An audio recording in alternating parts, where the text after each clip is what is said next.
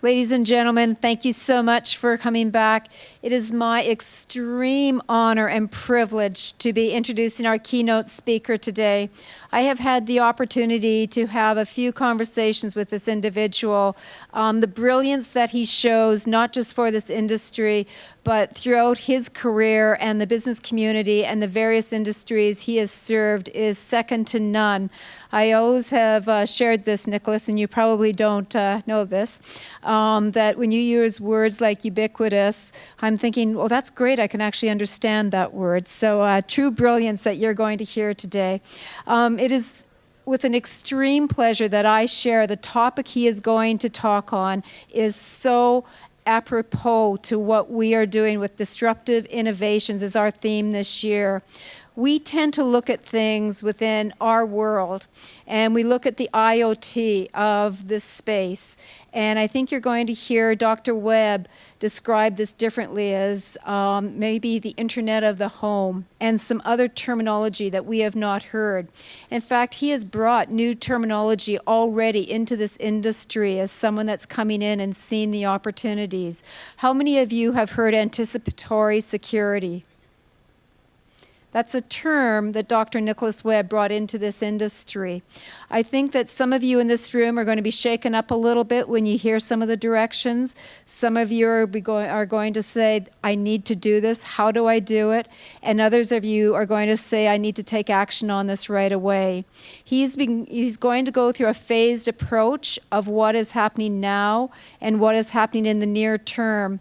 And what is really exciting and we all need to embrace is much of this is starting to happen right now. We are in phase one.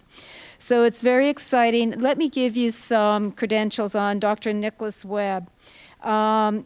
Nicholas Webb is a world-renowned enterprise strategist. He's an author and he is a futurist. As an inventor, Nicholas has invented one of the first wearable technologies and one of the world's smartest medical implants. He has been awarded over 45 patents by the U.S. Patent and Trademark Office for a wide range of cutting-edge technologies. Nicholas is the author of several best-selling books, including The Innovation Playbook. He is also the author of one of the best-selling books, the Digital Innovation Playbook, and currently his #1 best-selling book, What Customers Crave. And this is, I think, what we're going to see as part of this presentation, where we need to be focused today as well. We need to be moving in the directions that others from outside this industry are bringing in, that we're seeing inside this industry. But there are some things that we can be doing right now around the customer experience to keep our customers today engaged and those we will have tomorrow. So I would recommend, I understand this book is for sale upstairs in the bookstore. So for those of you that are interested in it, and I'm not here to plug a book, but this is an exceptional resource for all of us, that you take a look at this book. As a consultant, he works with some of the top corporations in the world to help them lead their market and enterprise strategies. The customer experience, CX as we often hear it referred to, and innovations. Nicholas has been awarded his doctorate of human letters by Western University of Health Sciences, a top Southern California medical school, for his contributions in healthcare technology. And I will share with you, I'm not sure how many of you in this room are aware of it. It is one thing to go through our degree one step at a time, and when you are awarded this type of honor, it truly is second to none. His recently launched Destructive Lab he's recently launched, his Destructive Lab, and is currently working on developing a wide range of technologies in that area of healthcare, wearable technologies, and home and business security. Ladies and gentlemen, with no further ado, Dr. Nicholas Webb.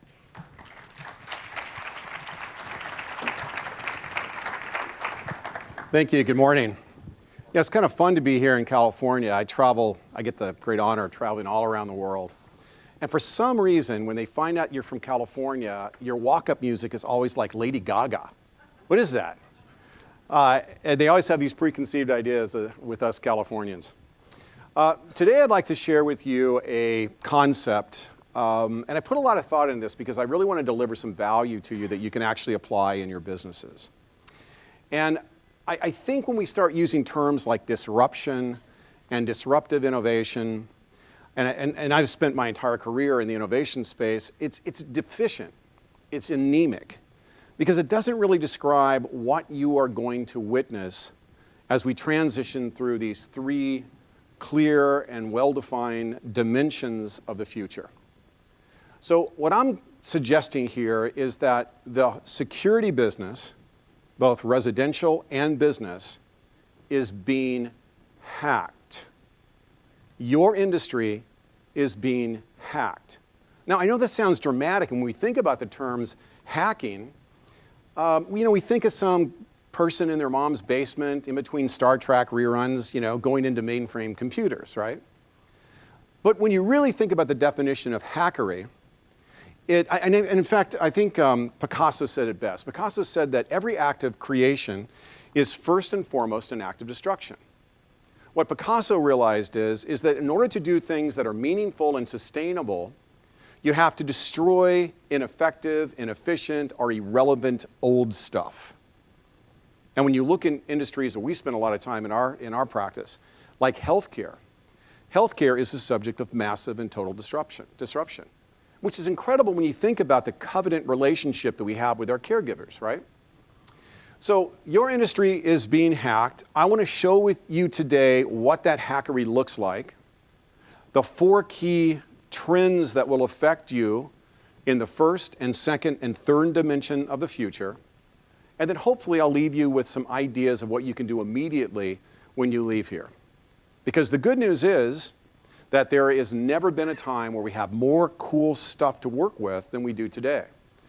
The problem is that, and I find this in healthcare, the problem is that most people, this is easy to ignore.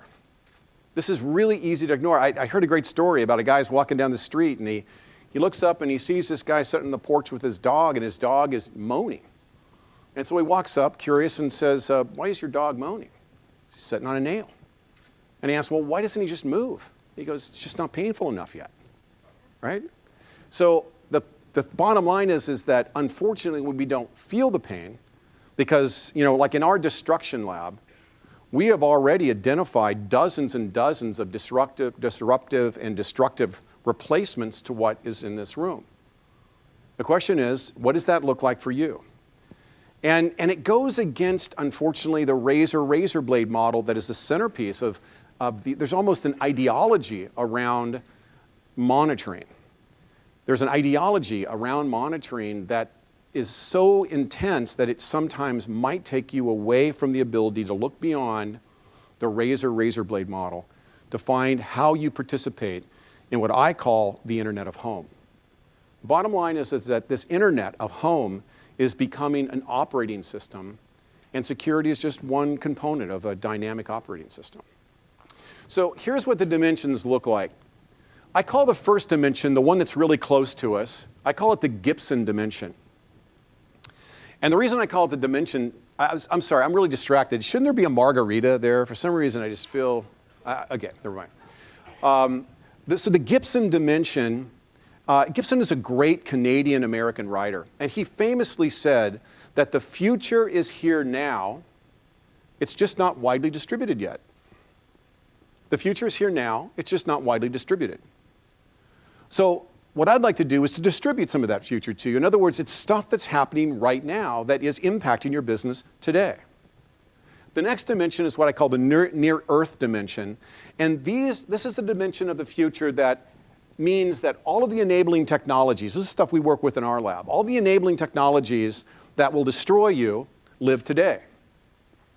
What we're really doing in the near-Earth dimension is we're working on connection architecture. Connection architecture is the future of security. Connection architecture. Okay? So the outer limits, and that's stuff that's going to happen 12, 24 months down the line. It exists today. It's being shrink-wrapped for commercialization right now as we speak because we're involved in some, so I know that.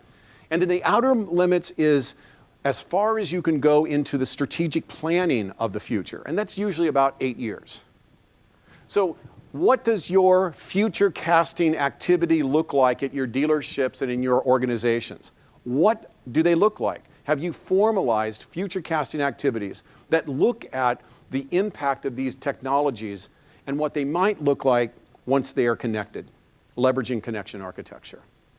These are the dimensions, and what I'm going to really focus on in my talk today is the Gibson dimension and the near-Earth dimension, because these are emergent.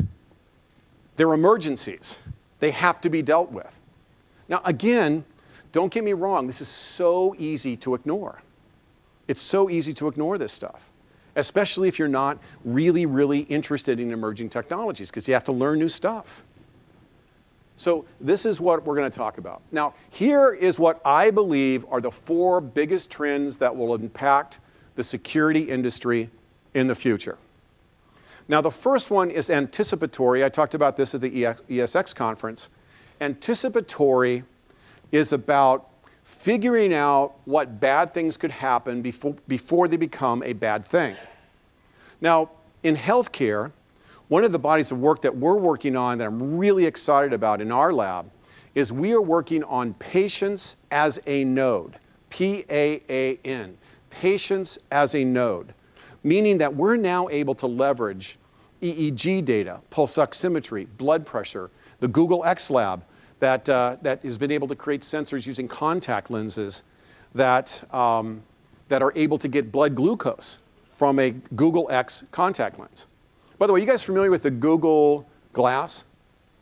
You know, if you're here in San Francisco, don't wear them because they will call you a glass hole. Just saying.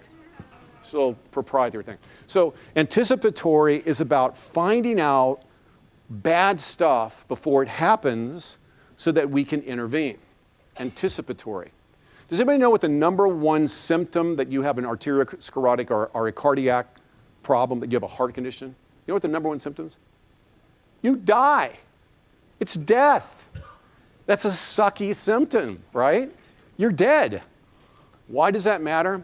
Look, 70 to 80% of every dime that's spent in healthcare today is spent on what we now call lifestyle disease. We're eating, drinking, smoking, and as Dr. Oz would say, setting too much. And it causes 70 to 80% of the cost because that's what drives chronic disease. Anticipatory will change that. We are able to anticipate leveraging this digital node component where it's aggregated initially through a BYOD technology like your smartphone, and then that goes to a central computer that uses cognitive computing to look at the meanings of the signals of your human body.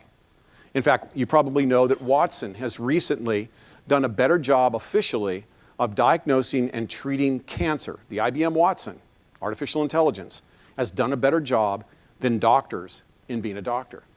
And since about 80% of what I do is in healthcare, they're kind of freaked out about it.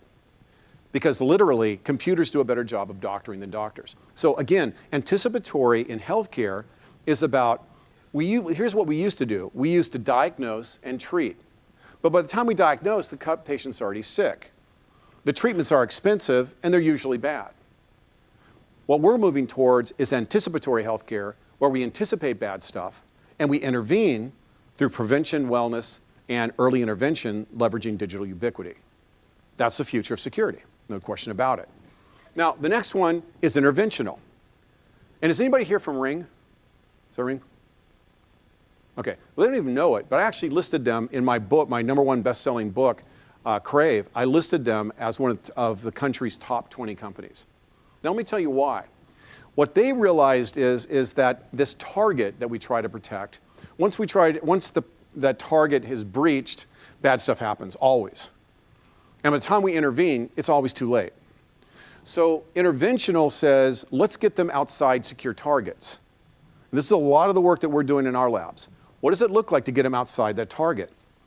And so what's amazing about them is several things. #1 is that they leverage simple technology to be able to anticipate an event and validate an event instantaneously. Now, I turned off my monitoring because I have 3 rings at my house. I can look at it instantaneously. If there's somebody that's ever there that shouldn't be there, I can interact with them. There's been studies years ago about the impact of yard signs in deflecting burglary events in residents. This is the ultimate deflection. right? This is what we want to do. We want to intervene and prevent a targeted event, because if a targeted event happens, bad things happen. You die. I mean, not always, but it's certainly going to be where the value is created. Now, and I'll show you some other examples of things that we're doing in that regard. Platform. This is something that's very important. I sat in for a while yesterday on the Internet of Things discussion. Great speakers, great things were talked about. But you know, the Internet of Things is sort of, as my popular kid, 18-year-old daughter would say, so 2015, right? It's interesting to the extent that, yeah, we want to connect to stuff outside in the Internet of Things, but what I think is more interesting if I were in your space is to look at what does the Internet of Home look like, and who is ultimately going to own the platform and the language. Homes are an operating system. You live within that operating system. And it was interesting that the dialogue sort of suggested that those of us in security that put black boxes and switches in, how are we going to leverage the Internet of Things? I'm not sure that's the right vantage point when you're thinking about building out your future. Because the truth of the matter is that it is going to be owned by Amazon, Apple, or Google. I don't think there's a good chance that anybody that's going to ultimately destroy security is in this room today. The chances are it's going to be destroyed by somebody outside. Now, there's good news here. I know I sound morbid. There's good news, and I'll share with you what you can do across these various waves to make sure that you're got a happy home. The other thing is consumerization. I spent 3 years, I got interested in the idea of customer experience when I started to realize companies like Uber didn't invent a new bright shiny object. That's what I've spent my entire life doing as a technologist, inventing things. It turns out that the best innovations today are human experiences. Have you identified the 4 to 6 node types that you serve? Have you engineered a perfect experience across the 5 well-defined customer touch points across their journey? Have you developed true blended experiences in both digital formats and non-digital formats? If you don't have a formal CX strategy that includes those ingredients, you probably have about 30% revenue deflection right now. And we see that industry after industry after industry on our research, especially as it relates to being relevant and delivering gratuitous value through value dispensers on your digital property. So you need to have a CX strategy to participate, because I think Ring, now, again, I want to mention Ring. I call Ring about every 2 or 3 weeks, and I pose as a crazy customer, right? And I can't get them to treat me bad. I have not been able to get them. And I pose weird questions to them. I just talked to Alexa, ironically her name is Alexa, at Ring, and she would not let me get off the phone until she was 100% certain that I was okay. It was incredible. Why is that important? What Ring did isn't just develop an awesome platform or awesome interventional security solution. What they did is they weaponized it by making it a true DIY, the future of DIY technologies, meaning that it truly is a place-and-play solution. It truly is. If you call there and they're busy, hey, leave our number, we'll call you right back. And they always call you back in a few minutes. And when they do, you're not talking to somebody from wherever. You're talking to a normal human that knows how to actually string sentences together, right? Which is more than I can say about my 17-year-old son's buddies, right? They speak like cavemen. So it's incredible to me that they've been able to do that. That's part of the secret sauce, and this is what the consumerization of security will bring, is people who are experts at consumerization. I would suggest, as part of this first dimension of the future, the first thing you need to do is shore up your customer experience strategy. If it's not part of your training, if it's not part of your daily vernacular, if you don't have and deploy on a well-defined CX strategy, you are losing 30% top-end revenue. Guaranteed, at least. All right. So these are the 4 areas that will affect you. Now, think about Kindle. Kindle is a really cool technology. It does what we call, I talk about it in the book, it's the baseline level of customer expectation. When you buy a Kindle, you probably bought it to do something as simple as read a book. And it does a beautiful job. It's inexpensive. and you can read a book on a Kindle. The problem was, about 6 years ago, came the Kindle killer, which destroyed it because it was above the baseline level, significantly above a baseline level of customer expectation by delivering layered and dynamic value. Layered meaning it was much better than the Kindle, and dynamic means every morning when you wake up, a very enthusiastic developer community is creating a range of really cool apps to make your life that much better.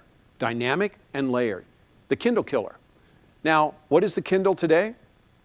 It's an app, right? Like I see dead people. In my world, I was talking to a company the other day and I'm thinking to myself, dude, you're an app, right? And I'll even tell you the industry. The industry was the meeting, and I get booked by talent agents that book me called speaker bureaus. And I begin to realize that they didn't really deliver much value. I'm beginning to realize that the actual business that I'm in, that core business, is actually an app. So is security an app? I am going to proclaim that it absolutely is. Security is an app. The question is, how good is your app? That's the question. It is an app. Now, the good news is we can add tremendous value. Apps make lots of money. Apps are cool. Apps are very much consistent with what we now call ZMOD and micro-mobile moments, the way in which people ingest and consume our products are oftentimes done digitally, most of the time done digitally. So yes, you are an app. Is there bright, shiny objects and stuff that connects to that app? Absolutely.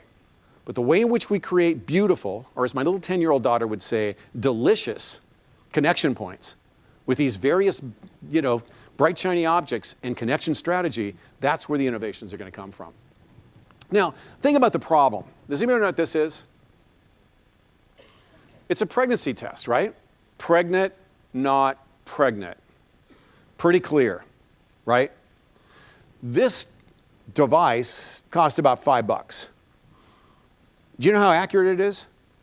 It works 99.9999% of the time. Why doesn't it work 100% of the time? Because under the 510K filing, you can't say it works 100% of the time because there's one component out there that we have to deal with. Idiots, right? There's idiots. Like, I don't understand. It came up pregnant. Is this your toll free? Does that mean I'm not pregnant? No, actually, that's why we put pregnant, right? It even has a countdown, right? It is perfect. Think about that. This product is perfect because if you're pregnant, you super want to know that, right? You really want to know that. It's important, right? Now, think about this. I'm not ever jumping out of an airplane unless somebody's got a gun to my head. But one of my daughters did this recently. And so naturally, as a guy who is data-centric, I started looking at the data. So it turns out that you really aren't going to die jumping out of an airplane for all practical purposes. It's essentially perfect. Well, unless you're that one in every 300,000 jumps, right? Then it's not so perfect. But for all practical purposes, the statistics are not good enough for me, that's for sure. But for all practical purposes, think about that. Can you imagine a security system that was 99.99% of the time delivered to you proven, validated alarms instantaneously, right? It would take law enforcement and it would take the ecosystem a long time to catch up with that because essentially alarms are wrong about 90% of the time, depending on whose number you want to use. So we sell a product that's wrong 90% of the time. Does that create an opportunistic environment for disruption? Hell yeah, right? But again, when we think about the Internet of Home, it's the best way to look at it is that Alexa is a personal digital assistant that will become completely ubiquitous across your home. She is implanted, my Amazon Fire play, Wings reruns from the 80s, right? That sounds lame, I shouldn't have said that, but that's what I do, stuff like that. But, so it's cool that we can just tell this thing. But now think about why that's so important. Years ago, we started realizing that we could blow air across our tongue and larynx as cavemen and women, and we could produce these ranges of sounds. And pretty soon it turned into rich language. And then we took the rich language and we started to write it. And then we wanted to democratize rich language that we wrote, and so we created printing presses and typewriters.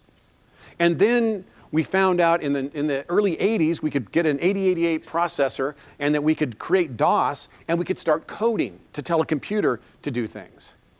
And then after a while, when Windows and Mac started getting really popular, we realized that we could point at stuff. And then we began to realize that we could actually use our thumb to touch stuff. And so now we can just touch stuff. And then what's the next obvious thing? What is the most intuitive human language? It's human language, duh, right? Talking is the most intuitive language next to the anticipation of how we live our life, which Nest and other products do very well, right? So this is important, is that we're inaccurate and we're using bad languages, and we're sort of monofunctional, truthfully, for the most part. And so this is typically what happens when an alarm incident goes off, right? It's, how often do we catch I mean, it does happen, and I don't mean to disrespect what you do. I'm just saying that from a consumer's perspective, there's a lot of room for improvement. And if we're going to hang our economic models on the razor and razor blade, there's a pretty good chance this fails. I mean, even razor blades got hacked, right? How is that possible? Even razor blades. I mean, we use them as an example of this monitoring concept, but has anybody ever watched the YouTube video for the Dollar Shave Club? If you get a chance, watch it. It got 100 million visits, and it basically threw Gillette and every razor company into this tizzy because they started doing automatic shipping to residents. If nothing else, it's really funny.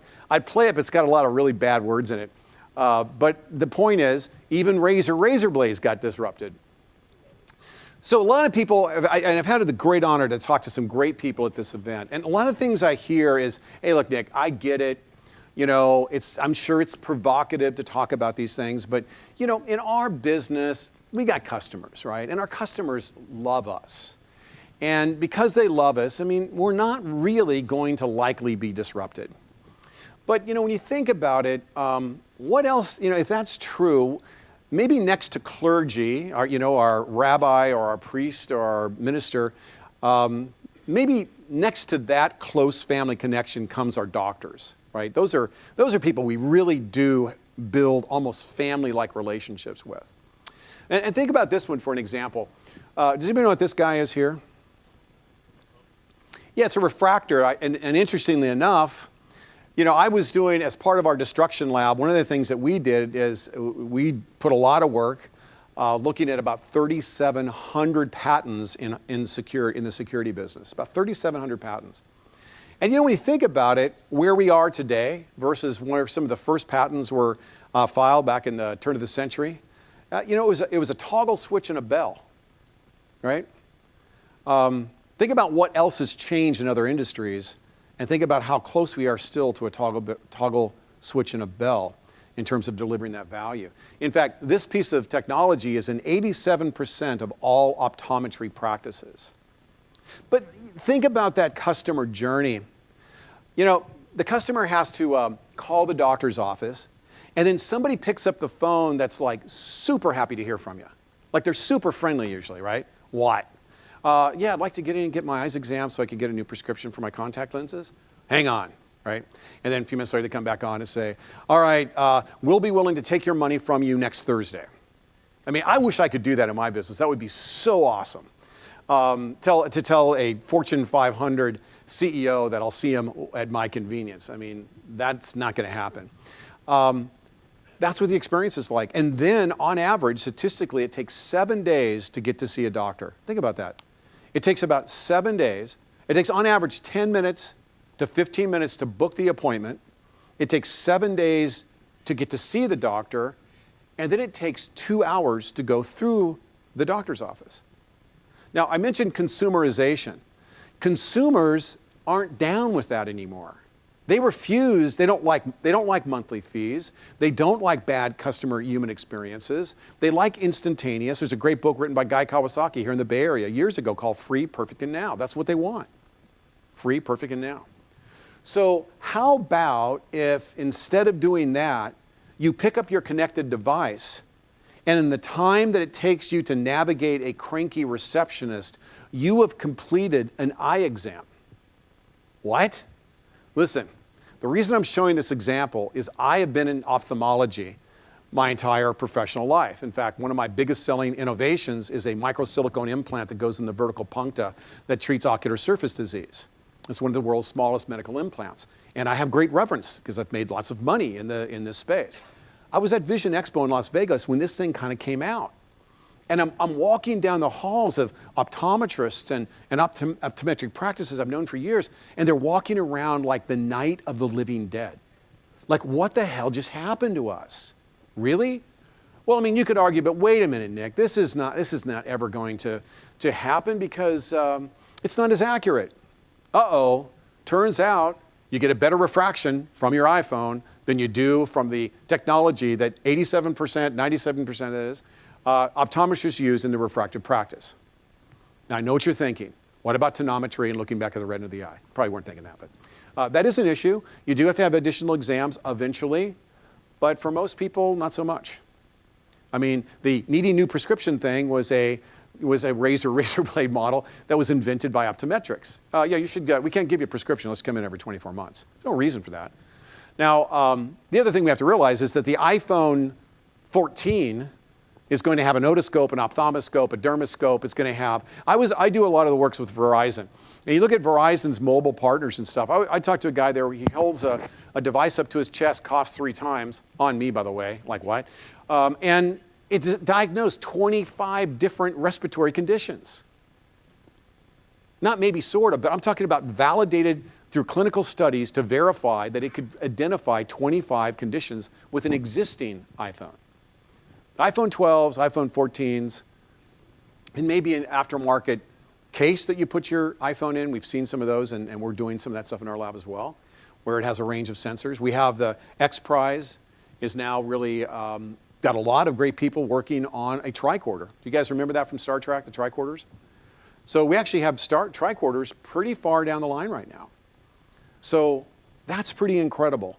Now, if they can get hacked, your beloved doctor that has the genius and the science and all this stuff, could digital disruption and connection architecture and anticipatory security and interoperability and interventional security and consumerization, can those trends affect you?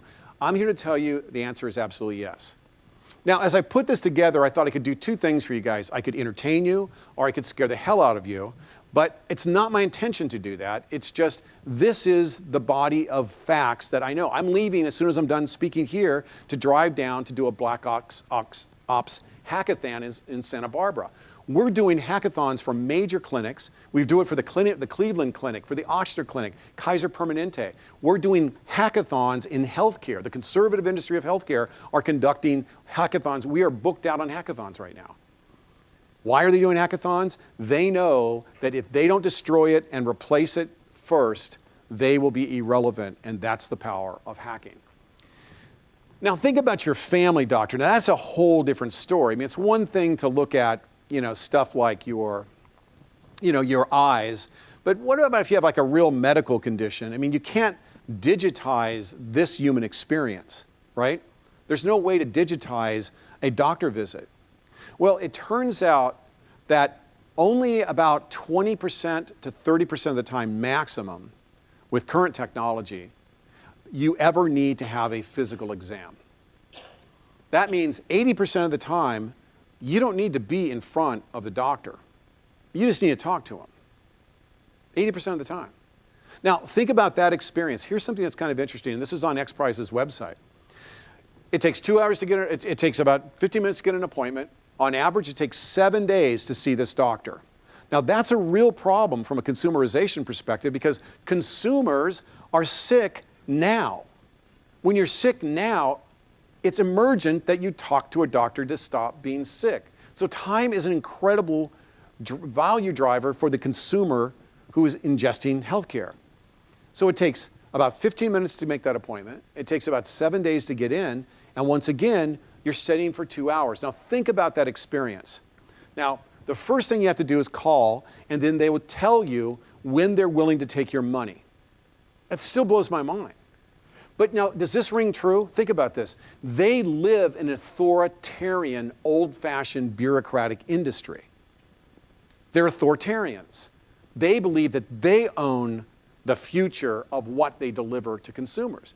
Consumers are saying, you can be an authoritarian all you want, but you're an app, dude. That's literally what's happening. So now I'm a hypochondriac. In fact, I thought I had an ovarian cyst for like a week. My wife had to like draw pictures. It was really embarrassing. She goes, yeah, that's not there. But so, when you're a hypochondriac, it's super, again, to quote my little daughter, Paige, icky to go into the doctor because you sit in this room with sick people. And I don't know, I'm kind of I may be morbid, but do you guys play the game when you're in the waiting room and you're looking around thinking like, what does that guy have, right?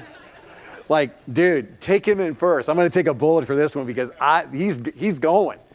But, so, it's a weird experience and it's not consumerized and it's being destroyed. So the first thing you do is you call, then you go in and you set on average for an hour to see the doctor. What? That's ridiculous. It's ridiculous. And then when you go in, because I'm training my youngest daughter to be a hypochondriac just like me, so she and I go in there and we're looking around and like, there's syringes and like a jar with brains in it and stuff like that, and we're sitting on that weird papery stuff, and we're like shaking. It's so weird and nobody likes it, right? So check it out.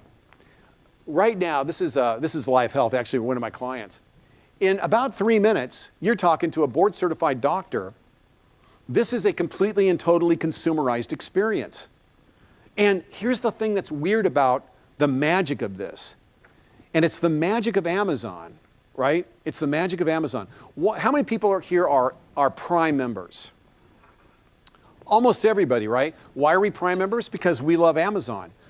But why do we love Amazon? A lot of people say, well, there's lots of choices, and if you're a Prime member, you don't have to pay to get it shipped. But getting it shipped is inconvenient.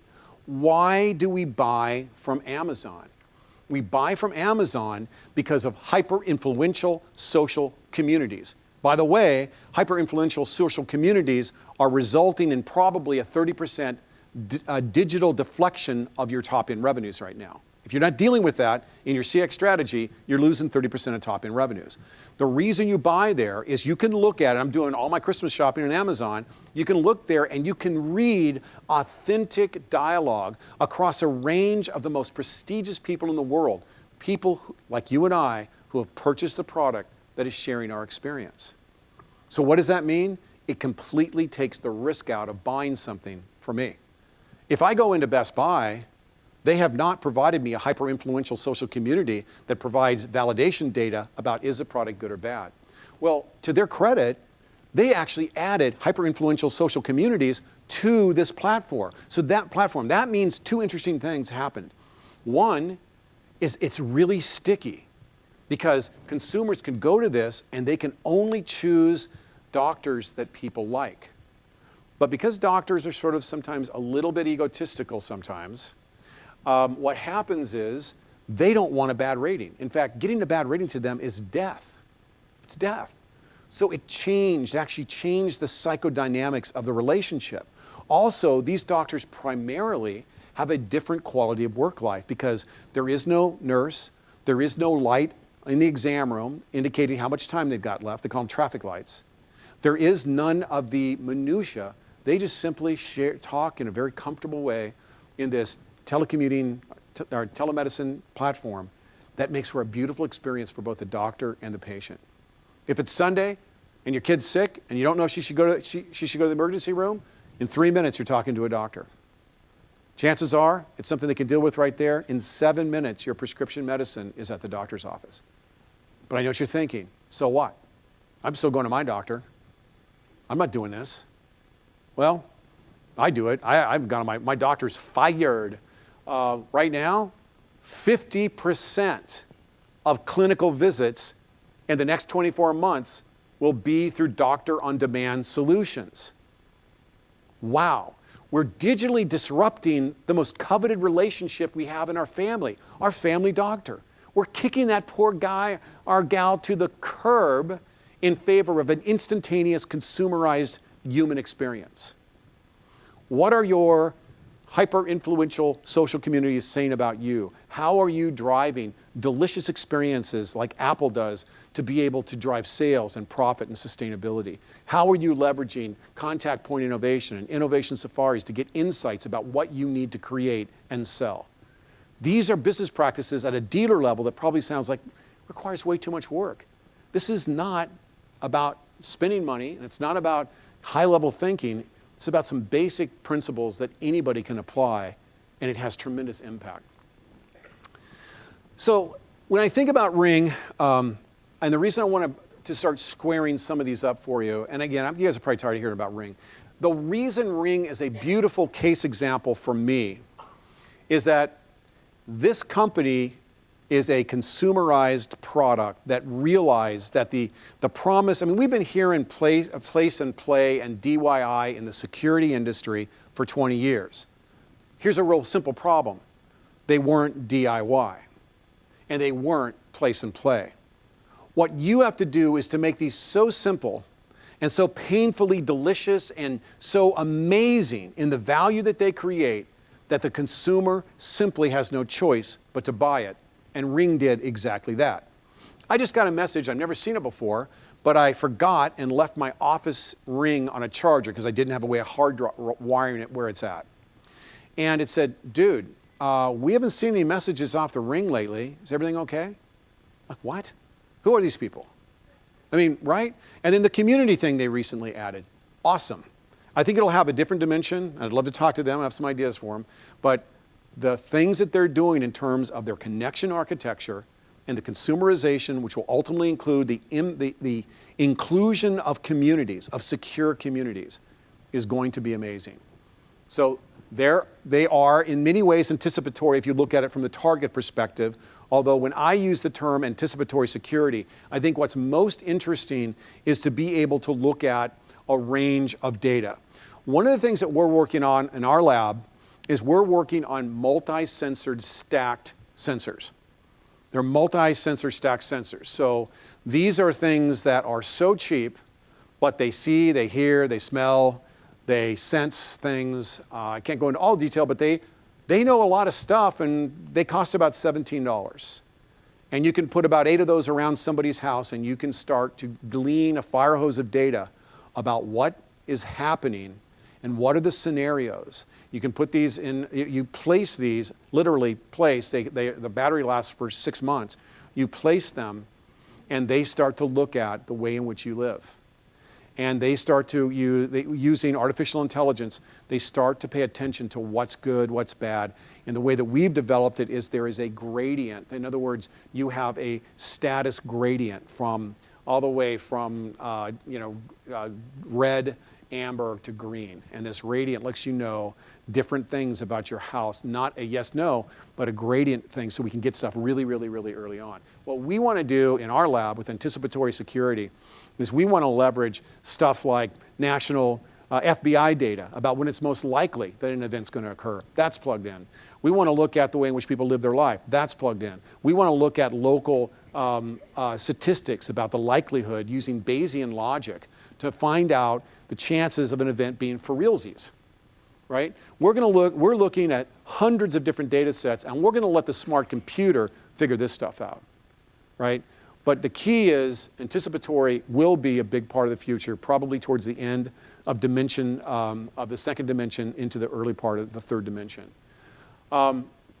Interventional, I'll talk a little bit more about some of the fun stuff we're doing in the interventional side, but I also know from some of the, we keep an eye on what patents get filed almost daily in this space, and there's a lot of really cool people doing some really fun and exciting things in intervention.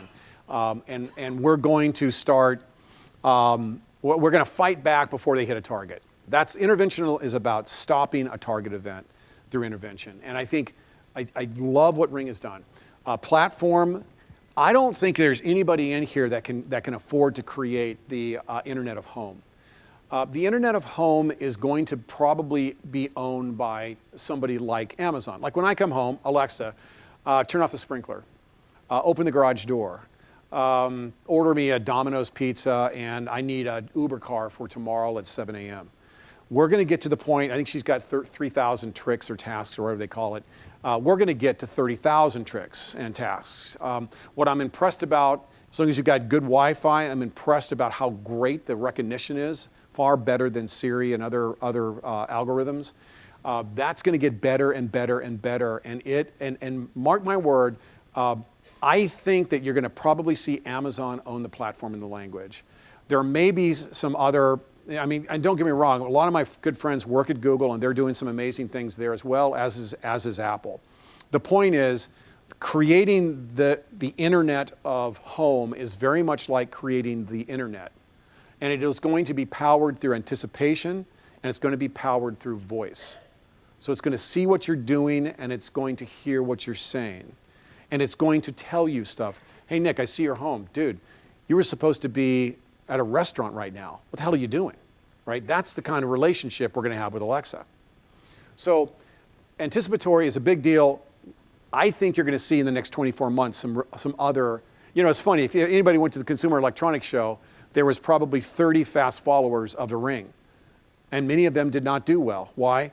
I'm telling you, it's the customer experience design. These guys are amazing. They're like In-N-Out Burger. They're the In-N-Out Burger. I just heard today, I don't know what it means. They said that Trump is the Lady Gaga of politics. What does that mean? I don't know. But anyway, they're the In-N-Out Burger of security. They're the Trader Joe's of security. They understand that you don't just launch a great technology, you have to create the CX life support system.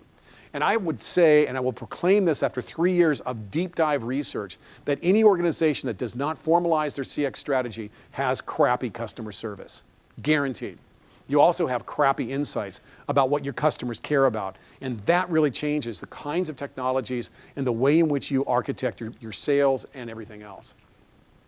So again, I think my favorite is Alexa, primarily because I think she had the first stop on. I mean, look at what is going on. I think somebody at the meeting yesterday mentioned a couple million. I think they had 60,000 integrations with their technology or whatever. I can't remember the exact numbers. The point is, we are going to see a lot more connection architecture, and we're going to see a lot more tricks.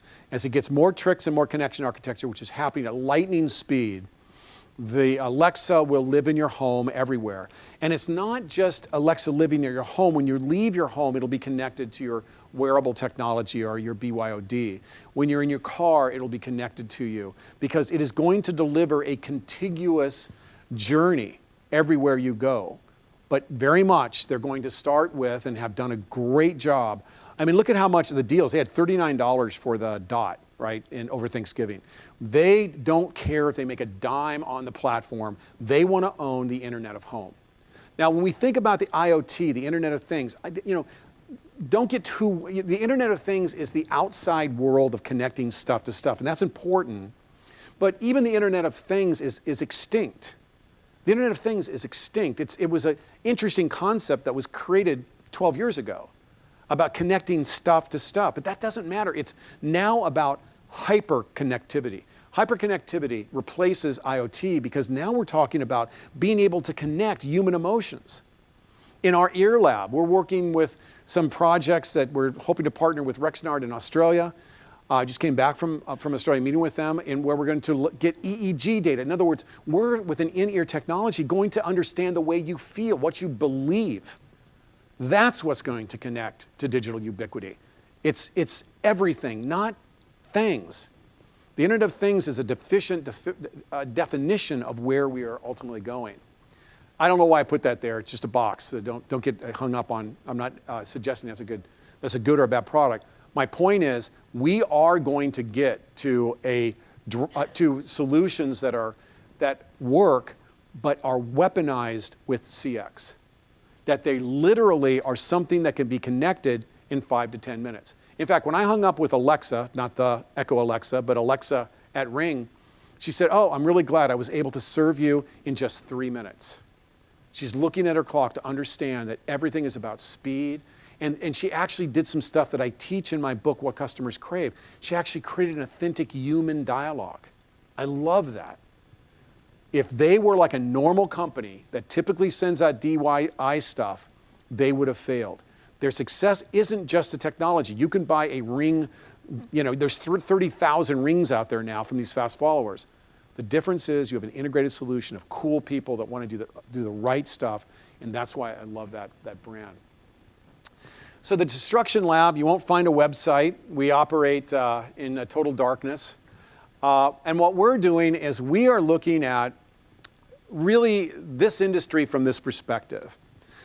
If, right now monitoring is pretty cool and it was great to do that. But see, I see this in so many of my other industries where, we used to have this model and it's worked so well and we make all kinds of money and it was great to be king. But it's kind of an authoritarian model that just doesn't really have sustainability long term. So if we're going to have something that even looks like monitoring, it is going to have significantly, and I mean significantly higher value. If you want to stay in the monitoring business, it's not about worrying about price. One of the signs, it's kind of the canary in the gold mine, one of the signs that bad stuff is about to happen is when you measure your success not by massive success, but when you measure your success based on attrition. Ooh, right? That's playing the game not to lose instead of playing the game to win. And from talking to some people here, it was interesting in the way in which they articulated their success. Our success is not about massive, awesome, cool growth. It's about we're not sucking as bad as we did last month. That's bad, right? So I think that as we look at this space, we think that the model changes. I think that the model will be, and I'll give it to you in sort of a amorphous way, but it's about the cloud instead of about the monitoring, right? If you look at what software companies do, is they monetize stuff through subscriptions and through cloud storage. And when we look at the innovations that are being filed right now in your industry with the U.S. Patent and Trademark Office, and we take a look at that and compare it to other like industries, we see that the way in which these monitoring models work and will work are going to change in a very, very big way. And to that, I would suggest building out hackathons and future casting activities so that you can understand how the good news is, and there's lots of good news, I'm going to share more with you, but the good news is never before is there a better way to deliver cool stuff. And I think that's really amazing, that we can do some amazing things with the stuff that's in this digital sandbox. The other thing in the interventional, I think interventional is going to get pretty crazy. And I'm going to show you some of the stuff that we've actually tested in our lab. The platform, we're all going to have to see how it works out. I can't honestly tell you I know what the platform is going to be. But I will tell you that the bloodbath in this industry is not a TO line, and it's not technologies that leverage digital connectivity. It's really about what does the platform look like? Because you are just an app. And I don't mean that disrespectfully, but we have to speak its name, right? We have to speak its name because it is where we're going. The good news is we can make that app amazing. We can make the app amazing, but we're an app. And if we're not a layered and dynamic component of the Internet of Home, and if we don't properly participate in this new platform, we lose. Consumerization is your first line of defense, and it's something you can do right now. Right now, with your existing technology, your existing teams, your existing website, you can weaponize your business and save 30% of deflected business that you currently don't get by making CX part of your enterprise strategy. It's got to happen. All right. The other thing that's interesting is, to a certain extent, the Apple Watch was a flop.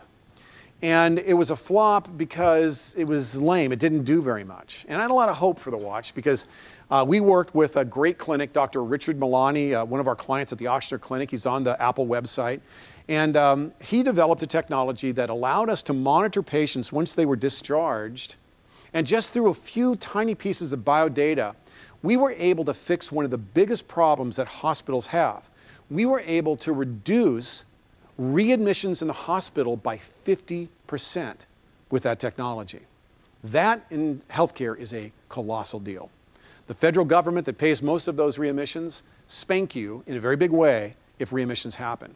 And oftentimes the hospital is absorbing a lot of their costs. He fixed most of it and will continue to fix all of it as more and more sensors get added to the technology. Wearable will be part of your connection to the Internet of Home. So you as an individual are a connected node, and you will be living in the sea of the internet which will also be connected to the Internet of Office and the Internet of Home. That's how it's going to roll. And we're going to do that by not necessarily wearable. I'll tell you what we're doing. In our ear project, we don't believe having wearable technologies on your wrist is a good idea. So every single wearable that we're building goes inside your ear. And you don't even see it, it's invisible. So why would you do that? Well, if you want to add value to a human node, you have to be able to let that node do something that's very intuitive. It's something that Alexa does, talk. And you've got to be able to hear what the ubiquity of everything, that your health records, it has to be able to tell you stuff. Like, dude, don't get that donut, right? That's the kind of stuff that's happening. We're looking at iBeacon technology, right? Again, remember, 50% of Americans are overweight, are obese. 3 out of 4 Americans are overweight. And weight drives 100% of chronic disease. If you're overweight, chances are you have one of the 3 chronic diseases. If you're obese, you probably have 2 or more. What does that mean? You're going to die. And you're going to be expensive. And since 70 to 80% of all healthcare costs is driven from self-inflicted, gratuitous consumption, we can only fix that by anticipating problems before they become expensive or acute. And we're going to do that using primarily in-ear technologies. Does anybody have an idea why we chose, in addition to being able to talk to our world, why we didn't choose the wrist? Everything that comes off, how many people have Fitbits? They're a joke, they don't work, sorry. All right, thanks guys, yeah. Really, they don't work. In fact, Apple and Nike Fuel were sued because they were saying that you could actually get accurate information. Go online and Google it. You find out that people driving to go get their extra large cheese pizza were getting more movement from this, or this, all right? And the guy that's standing on the treadmill at the gym doing this is like nothing, right? It's bad data. But we also want to know when people sit down, and we want to know when people get up. We want to understand what we call gait, the actual cadence of their walk. We want to understand directionality. We can get EEG data from the ear, which means we can understand your brain waves. We can get pulse oximetry. We can get all kinds of really cool stuff. So everything we're doing in the destruction lab is we're looking to destroy stuff like that. But we will be contiguously connected all the time. But now Alexis is going to be talking to us. And there are other companies that are Dash is a good company. That was a Kickstarter startup. There are other good companies that are in this space as well. So we're going to be able to hear from Nick, just want to let you know, dude, your refrigerator is at a temperature you told me to let you know if it ever went below that temperature. Or moreover, I mean, how many people have MakerBot replicators or any 3D printers at home? I mean, my daughter who is 10 now, when it'd be well, she does it for every season, but she just did it again recently. She's 10 years old now. But when she was in kindergarten, she'd have all of her little friends, the little midgets, come over, and they would make sugar cookies. And they'd put their hair up on top, and they would, put their little aprons on, and they would make, flour and sugar, and they'd put it in the KitchenAid mixer. And then they would, take that dough, and then they would just start making cookies, right? No, that's so lame. Well, who would do that? They go to SketchUp or KinderCAD, and they design their own witches and their own, pumpkins, and then they put that up on Thingiverse because it's a gamified, social, hyper-influential community of co-builders that create physical objects. And then they would print their own cookie cutters because using somebody else's cookie cutters is so lame, right? And then they would leave with a raffia thing with all of their cookie cutters. Then what would they do? They would go on every day to Thingiverse to find out how many other people like their three-dimensional object enough to order it. To download it. If you get a chance, go to thingiverse.com. It turns out everything is free. Now, this is a thing that Alexa is going to be doing in the future, in the very near future, is there'll be something in my ear saying, hey, Nick, just want to let you know, I printed off a new filter for the refrigerator. It's on the MakerBot Replicator 2 5th generation. Like today, if buying toys is so pre-Maker movement, how many people are familiar with the Maker movement? Wow. Let me give you some homework. Like, the big one is here in the Bay Area every year. It's like Mecca to me. It's a nerd herd. And But I don't care where you are in California, there is multiple makerspaces and there is a Makers Fair. Google the Makers Movement, go to the Makers Fair. This is the genesis of where things are going. One of the companies I own is an educational toy company, Hans Toys, H-A-N-Z toys.com. And we have a Thingiverse file so that if you buy my educational toys, which are kind of like Legos, you can go into Thingiverse and you can download a robotics servo interface so you can turn my toys into a robotics build platform if you use Arduinos or Raspberry Pis, which are computer controllers. So when we think about, when we're talking about digital ubiquity and all this kind of stuff, it's going to be physical objects. As I was leaving to drive here yesterday, I realized I didn't have a comb. So I went onto Thingiverse and downloaded the file in Makerware, and it printed it in 10 minutes, and I printed it. I'll never buy combs, I'll never buy nozzles, I'll never buy anything anymore because I make them, because there are so many better things that are free. One of my clients is one of the largest automotive makers in the country. They're looking at how 3D printing is going to impact the future of automotive distribution. If you're a BMW dealer and somebody comes in for a part, you order the part as an SDL file. And my client Freightliners is going, what does that mean to our business when we stop shipping stuff? We're sending it as a destructive SDL file. They print it one time, and if they want it again, they have to order it again. That's not the future. UPS is doing that right now. And we have a new movement around manufacturing as a service where we're making stuff leveraging these objects. Now, one of the technologies that we're doing, which is really interesting, and you've probably seen it, I know other people are working on it. Some of you may be working on this technology. I live on 3.2 acres and way up by Lassen National Park. And I have a private gate, but if somebody comes up my gate, and we've had some mishaps, but if you come up my gate, my drone, whether I'm there or not, comes up and starts shooting video that it sends to me. Now imagine the optics if you're like, the traditional burglar, right? Like, dude, there is a flying object chasing me, right? But so this is interventional and anticipatory, and it's going to be commonplace to have self-deploying drones that are going to come up. Now people say, oh, but Nick, that's in the future. I just had the great honor of meeting Keller. He's here in the Bay Area. He's the CEO of a company called Zipline.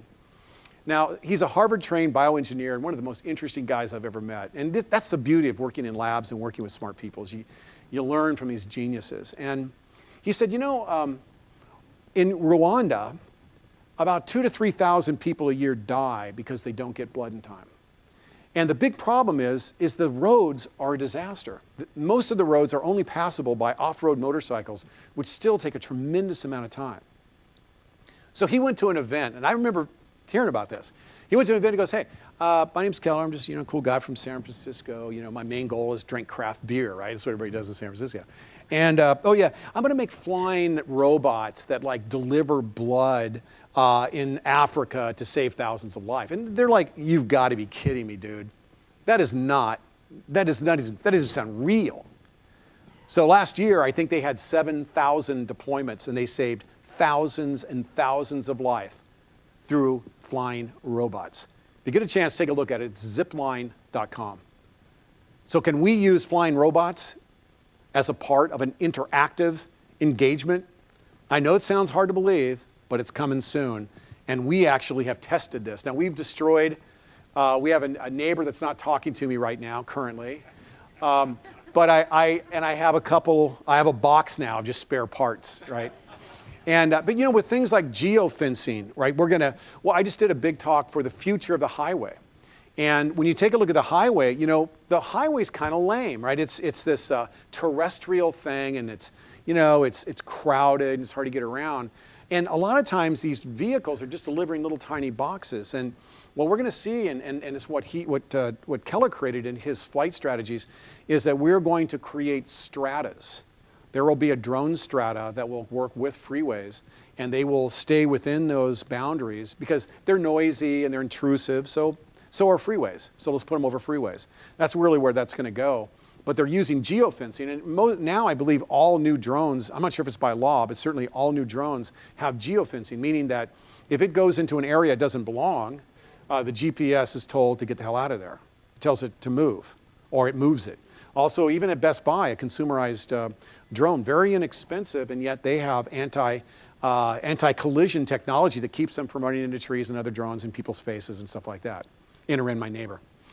All right. Now, another thing that's kind of cool is, I don't know if you've ever seen the 3D rigs, but we just bought one. They're real expensive. And what is it, 14 or 18 GoPros around this device. And they're going to get a lot more beautiful than that. But you set this in a room, let's say it's a factory. You put on your headset. Now you can walk around the factory and literally live in an immersive environment. You see it as if you're there. It's incredible. This is where the visual monitoring is going. Inexpensive 360 data coming off these cameras that are going to give you, now that's wave one. If you take a look at Intel and some of the other folks that are doing things around immersive 3D, we're actually going to be able to intervene and interact with physical things through this kind of a program. How many people have Google Cardboards? So if you don't have one, they're $15. You can get them on Amazon. And what you do is you just drop your cell phone in this thing that you put on your head, and then just download the Google Cardboard app. And just a couple days ago, I test drove a Volvo. And I put my Google Cardboard on, and I walk. It's the middle of this beautiful forest, and there the car is. And I'm able to completely walk around it. I can open the door. I can get in the car. I can look to see if there's anybody in the back seat, which would be pretty freaky, but there wasn't. You can look up and look through the sunroof. You can drive down the street. You can get a feel for $15. Again, this is another technology. I believe 2018 is the year of 3D. And when you take a look at Oculus, think about Facebook. Facebook, Zuckerman, he wanted to really own that business because he believes in immersive social. And I think he's absolutely right. So, screw Facebook. You're going to be able to go in there and, see people like they're in the same room. You're going to be able to have that kind of an immersive kind of experience with people, and it's not very far away. And the fact that they are so aggressive in their movement with Oculus tells you a lot about where they're heading. Take a look at the new PlayStation 3D. $350 3D device that is something that would have been $9,000 4 years ago. And it's pretty incredible. So 3D will be part of security. It will allow us to instantaneously be somewhere to take a look at stuff. All right, I want to talk a little bit about what to do right now before I leave, so I can leave you guys with something to do other than just scary stuff. I said in the generational discussion yesterday, and when I started researching what customers crave, I was under the impression that we should use market segmentation to identify people. But it turns out that generational stuff is pretty meaningless generally. I live with 4 millennials, and if I treated them as millennials, one of them would find it a relevant relationship, right? Think about that. Are millennials the same? No. Are they uniquely, massively different because they're digital natives? Not really. Not statistically when you take a look at it. Is there anybody in here that isn't constantly connected? Is there anybody here that wouldn't go into a laryngeospasm if somebody took their connected device from them? Is there anybody? Right? No, of course not. So look, old baby boomers, we are connected. So, and this idea about, look, let me put it to you this way. And this was the big discovery in researching 3 years of looking at this. The best brands and the best companies, whether it's the way in which we engage our stakeholders to the way in which we engage our customers, kind of look at it like this. Where I went to school in Southern California, it was the stoner, everybody was a affluent white kid, right? Pretty much everybody was an affluent white kid. So as marketeers, they're all the same age, they were all baby boomers, they are all affluent, they were all whatever. So we would market to those people based on our wisdom the same way. Wait a minute, has any of these people ever gone to lunch? There's the stoners, the skaters, the surfers, the jackasses, what I don't know what you call them, the goth, the this, right? There's 15 different isms in that room. And you know what the way you divide them? It's what Apple does. And it's what the best brands in the world do. It's based not on their generation, because that doesn't matter. By the way, does anybody have millennial children? Okay, so if you want to freak them out, do stuff like say, hey, can I snapbook you later on today? Mix up stuff like that. Or I'm going to chat snap you or so. You just make that, I don't know what it is about that, but it freaks them out. And I can't stop doing it. I don't even know what the stuff's called anymore because I'm messing with them so much. Beautiful. But the thing is that if you think about it, it's really about what they hate and what they love. When you look at Apple, you look at Southwest Airlines, you look at In-N-Out Burger, you look at Trader Joe's, you look at MAC Cosmetics, you look at the best brands in the world, what I found is that they looked at them as personas. And their personas were based on what they hated and what they loved. Where I live, there's a great burrito stand, and my wife goes there all the time. I don't go there. My wife loves burritos more than she hates standing in line, and I hate standing in line more than I like okay burritos, right? So if I were to advise that company, I would say do two things. Get a shorter line and a hell of a lot better burritos, right? Sounds simple, but once we start looking at people about what they hate and what they love. I have a 17-year-old son who has entered the dating thing, and I've just recently sort of got him to the point where he doesn't sit there and do this dissertation to girls about how awesome he is, right? He's so awesome. I go, Chase, dude, you got to think about what they hate and what they love, and they hate that, right? So even old people are constantly connected and leveraging their devices across what we call micro-mobile moments to get to what we call that zero moment of truth, to make a decision to call you. So 97% of the time on local searches, when somebody is looking to spend a lot of money with you guys, they're going to use a connected device of some sort. In other words, it's what I call in the book the pre-touch moment. This is the research phase. Now, what happens when they type in security systems in Orange County? Because they have local search algorithms. What do they find? Number one, are you there? Number two, are you relevant? And relevant means you need to be the thought leaders that are delivering and dispensing gratuitous value. So when they go to your website, it's not about you selling them anything. It's about, here are the, download our 15-page everything you need to know to avoid getting ripped off with a home security system. Put in there all of those kinds of contents, and you will find a completely different. And Jay Baer, great friend, wrote the book Utility. And in his book, he talks about the amazing impact of connected devices. How am I doing on time? I don't have a timer here. How am I doing? All right. So 97% of the time, they're looking for you. If you're not there, and if you're not using pre-touch best practice, you deflect 30% of the opportunities that's going to go to somebody who does. If you type in futurist speaker, or type in my name, Nicholas Webb, I'm everywhere. It's like embarrassing, right? Because from my research, discovered that if you're not everywhere, everybody else is taking your stuff. So in the first dimension, before you guys start developing integrated futurecasting activities, you've got to build out customer experience strategies that make sure you don't lose those 30%. Google calls it micro-mobile moments, and at 97% of the time, the overwhelming majority is going to be on connected devices, and this is what they're looking for. If they're looking to buy something, you need to be there. If they're looking to do something, like go shopping for a security system, if they if they want to go, if they want to do, if they want to know, no matter what those key terms are, you need, and this is beyond SEO, and this is beyond social media. This is about developing earned leads based on you delivering unbelievable levels of gratuitous value. Like right now, if you go in and you type in whatcustomerscrave.com, you go to my website, and I'm going to give you a free chapter which really outlines my whole book. You may not even need to buy my book if you read that chapter. But if you're not willing to do that, if you're not willing to create a life support system that gives people stuff, they're never, ever going to choose you. And here's the bad thing about the pre-touch moment. You don't know that you lost them because you've never engaged them in the pre-touch. The other thing is that when you think about it, so the pre-touch is when they're going looking for you. That first touch, what is your first touch moments like in your business? Is it at the baseline level of what they expect? Hi, Jim Security, what can I do for you? Or what is it? I mean, what does that first touch look like? What about when they're filling out forms on your website? How are you making that remarkable? If you're competing in this incredibly competitive space, how can you make that remarkable? What are those core moments like? What is it like when they're getting an install? Have you built a friend and a referral base for life? The best companies are.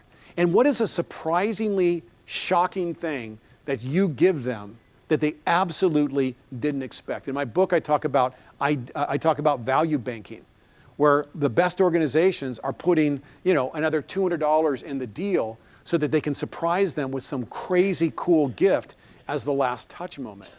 Are you leaving them in an amazing way? What about the in-touch moment? How are you staying connected? Let's think about, I mean, I get to do this for once. I don't do a lot of talks in California. Think about In-N-Out Burger. It's the best restaurant in the world. The pre-touch moment is, do you know that in 1957, they developed L-shaped fans to blow the smell of In-N-Out Burger out on the road? If you guys remember the old In-N-Out Burgers, they had megaphones, right? They had megaphones so that you could have a crisp and clear and full duplex, meaning two-way dialogue, so you didn't screw up your order and it was not painful to yell your order into the sign. They also know that decisions are bad, so they have 5 or 6 things on their menu and it's perfect. They have a following of the secret menu and the super secret menu. So they have this digital constituency, and people love to bring their friends in from Michigan and show them that they know what a Neapolitan milkshake is or whatever things that they have. The point is that every single one, when you drive through an In-N-Out Burger, it's not, they don't need to make French fries in a pane glass window, right? They do it because it's part of the theater of In-N-Out Burger. That's part of the show. They don't make that window the size of a garage door for no reason. They do it to validate the story that they're telling you about cleanliness and quality. Everything they do is judicious and surgical, and that's what the best businesses in the world do. So I believe instead of looking at things like market demography, is start to think in terms in your hackathons about how do we identify the range of customer personas or nodes that we serve. We have transactionalists. We have the nurturing nodes, whatever they are. I don't like to create other people's nodes. I want them to create their own. But what do those nodes look like? But I would suggest not looking at people across market demography, because their age, their gender, their anything, it's disrespectful to this wonderful group of people to suggest that by virtue of their ethnicity or their age that they're one way or the other. We are unique and special, and we have things we hate and we have things that we love. And it's across this range of personas. It's not, if only we could do it the old-fashioned way that was created back in the 1930s. It just doesn't apply anymore. Now, think about Apple, that first touch point at Apple. Do you realize that the first thing that happens when how many people have Apple products? So we got a lot of Apple people here. So what's that first touch like? The first, what's that? Opening the box. Oh, yeah, well, that's a core experience. The first touch is you walk in, they're asking you a few basic questions that seem really innocuous. Like, hey, how's your day going? Really cool, man. Are we friends now? What? I don't get it. So, then they say, so what can you do? What are you doing? And I say stuff like, look, dude, I got to go. I'm at lunch break. I need to get my stuff. And they go, oh, you're that guy, right? So they know that I'm a transactionalist. I know their stuff. I'm in a hurry. I'm not lonely. And I'm not there to visit, right? Give me my stuff and let me get the hell out of here. That's my goal. Now, my wife, who is very nurturing and very thoughtful, wonderful, lovely person, time is not of essence. In fact, I think I calculated the other day that I lost 7 years of my life standing there while she was talking to parents at our school. Just going, oh, God, are we done? And so time isn't a big deal. She'll go through this experience and they'll instantly realize that she needs to be nurtured. And so they take her back to the, and when I watch it happen, I know it's going to cost me. They take her back to the Genius Bar, and they go on Pinterest, and they show them software editing things for pictures of the family, and they're just having a beautiful time. And she leaves with like 4 boxes of Apple stuff, because they cared enough to identify their customers across a range of personas, and then they pre-invented perfect human experiences across those experiences. Now, think about it. They got famous and got to be the most profitable business in the universe and the most profitable retailer in the universe by being experts at UX. They're user experience experts. They took the incredibly complicated DOS language of personal computing and made it beautiful iconery and symbiology. Instead of typing in complex computer function and getting basic output, they did basic input with massive functionality. They're UX experts, and they applied their UX expertise into the design of their experiences. That's pretty incredible. Let's think of what's another electronic retailer that sells computers and stuff? Best Buy. So what's your first touch point at Best Buy? Security. What do they tell you? I hate you, Nick, and I don't trust you. And I don't want to seem like petty, but I hate them right back, right? I know it sounds petty, but I hate them right back. Now, what's the next experience? You know, when you go into, and I'm not trying to pick on Best Buy, but you go into Best Buy and, you know, sometimes it's kind of hard to find somebody, right? And when you do they love the stuff? I mean, do they really love this stuff? Like when the iPhone 7 came out, my popular kid, I have really wild kids. I have a 6'1" blonde Abercrombie and, you know, the Huntington Beach type surfer chick daughter, right? And she's so fabulous, right? And so we go in there, and she told me the other day that she wouldn't even sit with me at lunch if I were her age. I mean, how messed up would you say that to your father, right? So we go in there and we're listening to this guy tell us about the iPhone 7. He goes, oh my God, let me show you this. And he's like doing all this stuff and he's throwing it in the air and he's talking about that. And he goes, what? It was an amazing presentation. I cried a little bit. I literally, it was just beautiful. He loved it so much. And as we're walking out, I said, Madison, what do you think? She goes, Dad, that guy needs a girlfriend. That was her whole takeaway. He needed a girlfriend. But think about that. Do you ever experience that at Best Buy? I had them the other day, the sales associate, hand me a microphone that I was looking at to read the back of the box. Really? And you know what's missing from that experience? Hyper-influential social communities that can tell me if it's a bad idea or not, right? So I don't even have that benefit. So you know what they call Best Buy today? The showroom for Amazon. Duh, right? What's the last touch like? I mean, when you go to an Apple store, there are so many associates, there are so many people writing articles about, you know, I go into an Apple store and half the people there are associates. Exactly. Because what's the one thing that they know across all node types? They know that people don't like to wait. So they invented an experience where there is no funnel, there is no cash register. In fact, Steve Jobs considered transactions as pornography. He never wanted to see a cash register or a cash transaction. This is his art. He does not want to make it. You go to an art boutique and the artists are always weird about the transaction because it's art after all, right? So he makes those invisible. And you can instantaneously get anything you want from anybody that works in the store, and there's millions of people that work there. Let me see if I don't have that picture with me. I took a picture the other day, because I'm trying not to say bad things about Best Buy. I want them to win.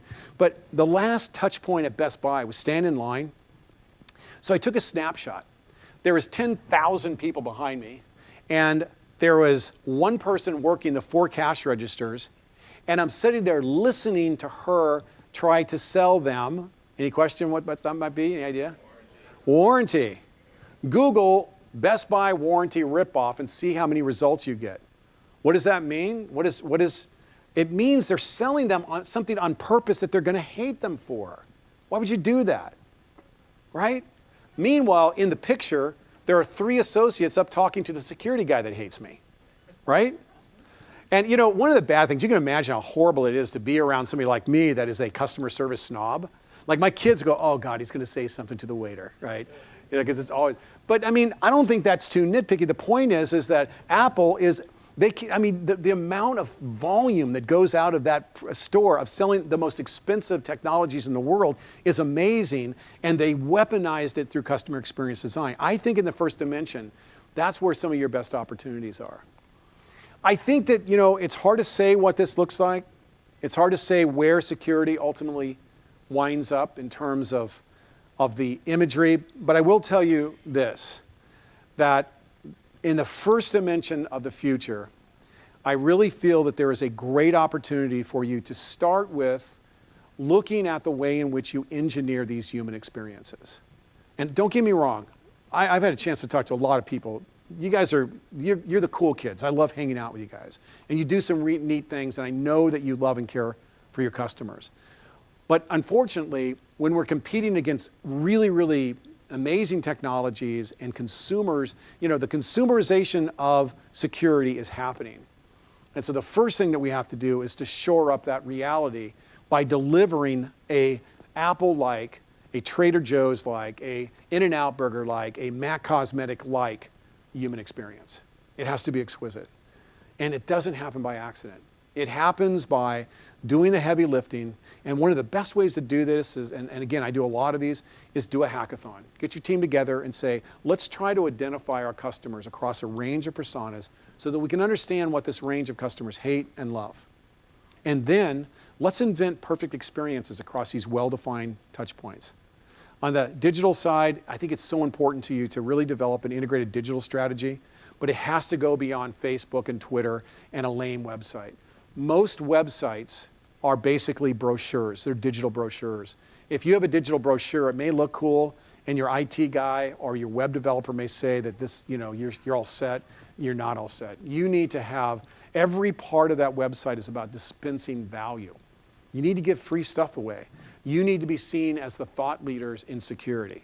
You need to do all kinds of stuff before that pre-touch moment is willing to call you and choose you over everybody else. Again, across almost all industries, we found that these businesses were losing. Think about increasing your business by 30%. That's pretty incredible. And it's very, very attainable, but it does require a commitment.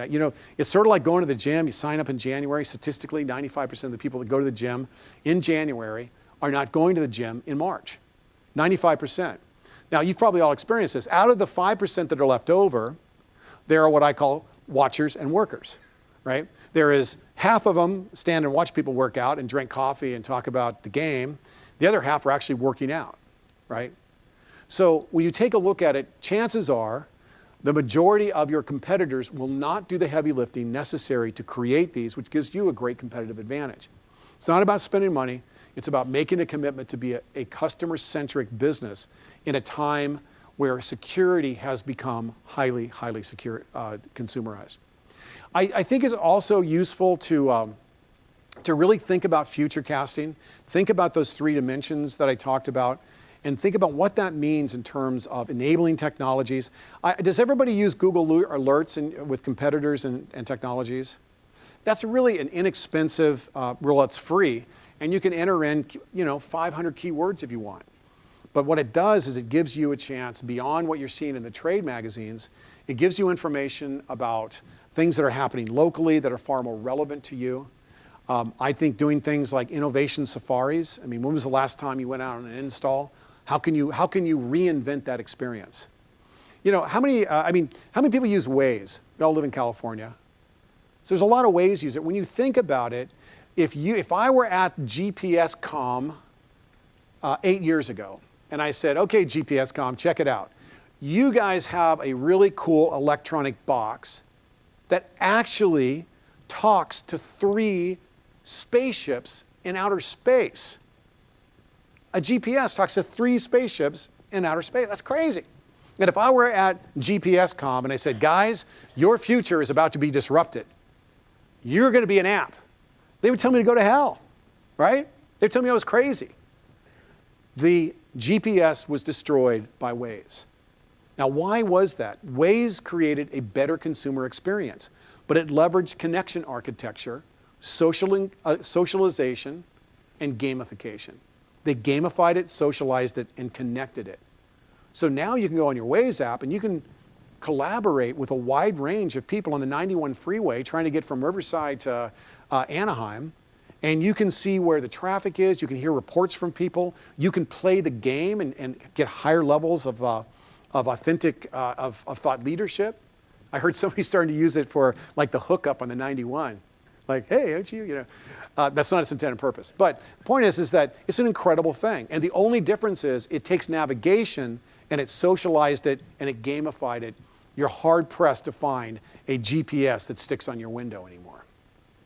So it's not about how cool your technology is. It's about how you leverage consumerization, how you engage with this new platform, how you leverage anticipatory security, which will be a big part of your future, and how you leverage these 4 big shifts. Because there are probably 9 I could tell you, but I think they're all subsets of these 4 key shifts. These will be part of your future. I think the 3 things that you want to look at, and the last thing I'd like to leave you with, because I think this is something you can apply tomorrow, is that the 3 secrets to customer experience design, which is your low-hanging fruit right now. This is how you quickly get new business, and this is how you protect yourself from irrelevancy. Number 1, Do the heavy lifting of understanding the customers you serve, not through market demographics, but by what they hate about your experience. Do they hate waiting? Do they hate paying too much? Do they hate? Figure out what they hate and what they love and come up with 4 to 6 personas. The next thing you have to do is you have to look really hard, and sometimes it's best to have some adult supervision here and have somebody from the outside looking in. Really look at your digital property. And then really look at what those experiences are like. Are your installers trained to deliver exceptional experiences? You take a look at some of the top mattress companies. They sell mattresses. But it's amazing what they do. They come into the house and they lay red carpet everywhere that they're going to go when they drop off the mattress. They have this whole routine they go through. I can't remember the name of the company, but it was amazing. Somebody put a lot of thought and love, and I'll never buy another mattress from anybody but them, right?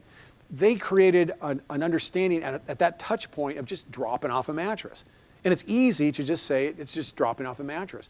They got 5 referrals from my wife and I over a period of a few days after that. So the point is that what does that install look like? What is the first touch when they call your offices? What are you leaving them with that they didn't expect? How are you authentically staying in touch? That in-touch moment is about not selling them more stuff. It's about delivering them gratuitous value that they didn't expect on an ongoing basis. Wait a month and a half and send them a book on the future of staying safe at home or whatever. We did some work for a large funeral company, and we created a range of books. When somebody called and said somebody died, they give them this book on how to overcome loss. And then several weeks afterwards, after they'd served this family, we sent out books that talked about how to get your financial life in order after losing a spouse. And we had several other books. We had one for veterans and so on. These books were really, really valuable. They weren't selling anything, and it created exponential growth. This company, InvoCare in San Diego, is disrupting a massive, massive industry just by using thought leadership. So you got to understand your nodes. You've got to be able to invent those across those 5 touch points, and you have to build them in both digital and non-digital experiences. I know it seems like a lot, but 30% is a lot of money. And it's not just about what new business you get, it's also about how you protect yourself from disruptive innovators. So thank you very much. I don't know, we're going to do some questions. Yeah, I got time for a couple questions. Anybody?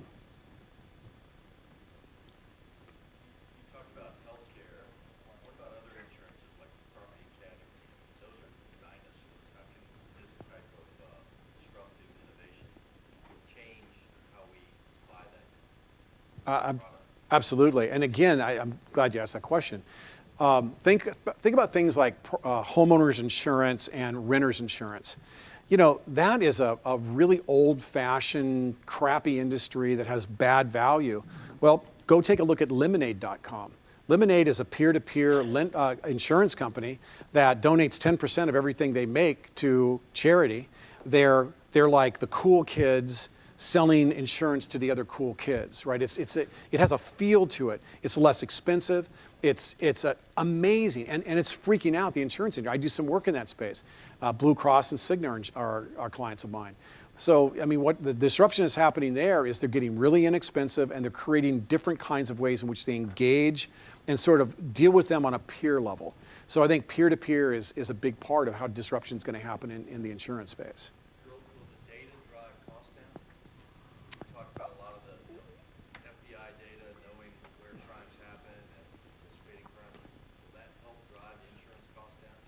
I think that the problem is, as you know, the insurance company is pretty dubious about security, right? Because everybody's been saying, look, we're going to create validation. So anytime we deliver, we have proof that we're delivering validated alarms, we're going to intercept and all this kind of stuff. So I think that as we get better and better at it, and we have empirical data to prove it, I think it will be able to provide some real benefit. Right now, I think, and I'll give you the big picture here, I think anything that's downstream of post-target is not going to be that relevant in Dimension 3. In other words, if an alarm goes off, you suck. If an alarm goes off, you didn't do your job. I know it's hard to get your head around that, but alarms should not be going off. We should not let incidents happen. We've got to intervene, and we've got to anticipate. We've got to prevent them outside of the secure target. And everything that we see and everything we're working on is to stop the switch. We don't want a switch to ever go off. Because, you know, statistically, and you guys see it all the time, when you take a look at, you know, there are communities that don't respond to residential alarms. And you know, I'm telling you guys stuff that you already know. The bottom line is it's a real problem. So if an alarm goes off, we can give it tremendous levels of importance if we go outside of that. What we're looking at in our lab is we have these ranges of security, right? So there's the outermost perimeter, there's this central inter one. We have 4 sort of levels of security we provide even before you hit the target. I think that's really where this is ultimately going to go. Any other questions? All right, guys, thank you. I appreciate it.